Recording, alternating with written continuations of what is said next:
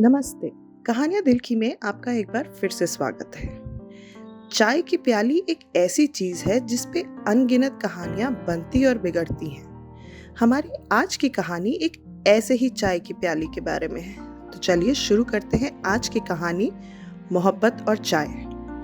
वो एक ऐसी बरसाती शाम थी जैसी इस शहर में अक्सर होती है, जब सब कुछ धीमा हो जाता है। स्ट्रीट लाइट भीगी सड़कों पर चमकने लगती हैं और हवाओं में एक अलग ही सुकून घुल जाता है। आरुष अपनी पसंदीदा ठेले वाले चाय के खोमचे के नीचे खड़ा था।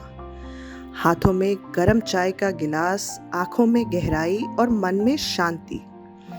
तेज बारिश के बीच वो वही पुराना स्वाद महसूस कर रहा था, अदरक, इलायची और मिट्टी की सौंधी खुशबू।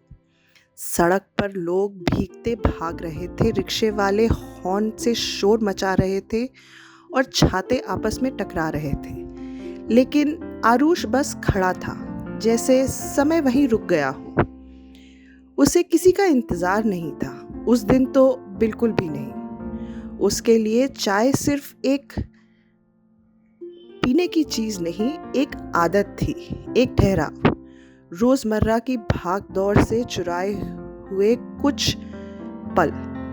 पर जिंदगी की आदत होती है, वो तब करवट लेती है जब आपको सबसे कम उम्मीद होती है।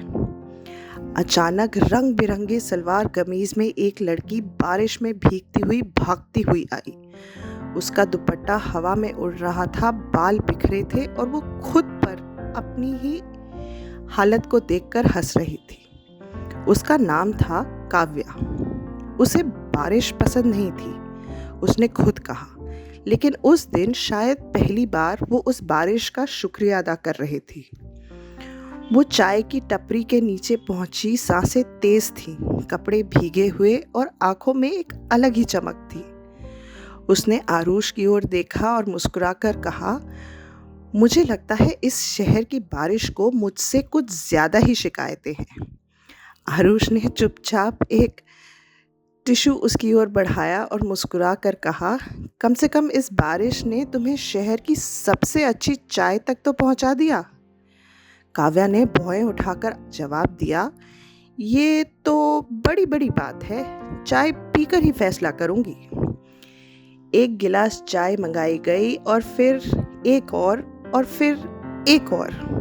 बातें शुरू हुई, बारिश से लेकर किताबों तक, पसंदीदा गानों से लेकर अधूरी कहानियों तक। काव्या की हंसी आरुष को किसी भूले हुए गीत जैसी लगी, सुकून देने वाली मगर दिल को छू लेने वाली। एक अजनबी से शुरू हुई बातचीत में जाने कब अपनापन आ गया। एक चाय से जो शुरू हुई वो अब एक सिलसिला बन गई थी। वही चाय की टपरी, वही समय, वही दो लोग और हर बार कुछ नया। धीरे धीरे उनके रास्ते कॉफ़ी शॉप तक पहुंचने लगे, फिर बुक स्टोर्स, फिर मरीन ड्राइव की देर रात की सैर। उनके बीच की खामोशी अब सुकून देती थी और उनके हर सवाल का जवाब एक दूसरे की मुस्कान में छुपा होता था। आरुष को कभी पहली नज़र का प्यार जैसी चीज़ों पर भरोसा नहीं था, लेकिन वो प्यार जो खामोशी से पनपता है, जो छोटी छोटी बातों में दिखता है, जो नज़रों और मुस्कानों में पलता है, उस पर अब उसे यकीन होने लगा था। काव्या अपने बिखरे बालों और चाय की लत के साथ उसकी हर शाम की सबसे पसंदीदा आदत बन चुकी थी। लेकिन प्यार की तरह मौसम भी कभी स्थिर नहीं रहता। एक शाम समुद्र के किनारे बैठकर काव्या ने कहा, मुझे ऑफ़र मिल गया है। वो जानता था किस ऑफ़र की बात हो रही है, उसका सपना, सिंगापुर। उसने इसके लिए बहुत मेहनत की थी और वो इसको डिज़र्व करती थी। लेकिन अचानक ऐसा लगा जैसे आसमान साफ होते हुए भी उसके अंदर फिर से बारिश होने लगी हो। दोनों चुप थे, जैसे शब्द कम पड़ गए हों और वक्त भी। आखिरी बार उन्होंने जो साथ में चाय पी वो थोड़ी कम मीठी लग रही थी। काव्या चली गई। दिन गुजरते गए, हफ्ते बीते, लेकिन आरुष रोज उसी चाय की टपरी पर आता रहा। ना किसी उम्मीद में, ना किसी ज़िद में, बस उस भरोसे में कि शायद कहीं कहानी अभी ख़त्म ना हुई हो।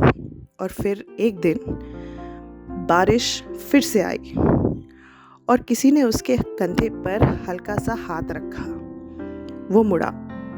वो वहीं थी, काव्या, भीगी हुई, मुस्कुराती हुई और हाथ में 2 कप चाय लिए। सोचा तुम शायद अभी भी इंतज़ार कर रहे होगे, काव्या ने कहा।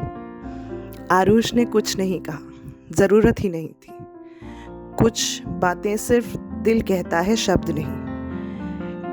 काव्या ने वो जॉब नहीं ली, या शायद उसने किसी और ख्वाब को चुन लिया था, क्योंकि कुछ कहानियाँ शोर नहीं मचाती, वो धीरे धीरे पनपती हैं, एक मुस्कान में, एक कप चाय में। और ये ऐसी ही एक कहानी थी। आशा है आपको हमारी आज की कहानी पसंद आई होगी। कमेंट्स में ज़रूर बताइएगा ये आपको कैसी लगी। धन्यवाद।